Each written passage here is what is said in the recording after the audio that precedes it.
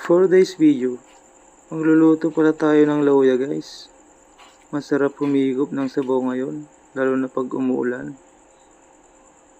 Kukod pala ng dinosaur tong lulutuin ko.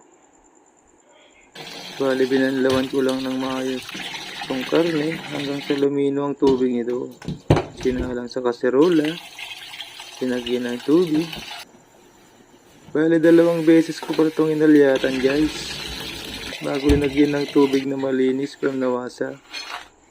Habang hinihintay na kumulo, hiniwa-hiwa ko muna itong patatas sa repolyo. Nung kumulo na, nilagay ko na yung bawang, daon ng laurel, paminta, sibuyas. Tinimplahan ko pala ito ng patis guys, bago linagyan ng Ajinomoto. Bale, pakulon lamang ito ng low to medium fire guys. Halo-halo. Tinikman.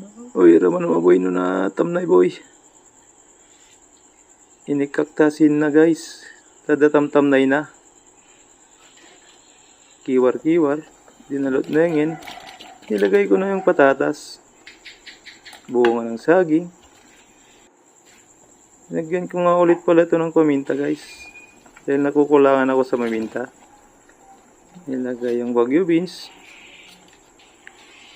Repolyo. Saka tinakpan. Bali ako lang pala itong luto ng kwancho guys. Repolyo. Sinalang sa ibang duyog. Tanong nga na sa makainti duyog guys. Naluton guys, mabalintay nga mga anang guys.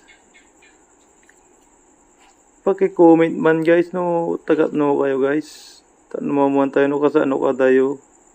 Tinadano na dayo nga video. Thank you.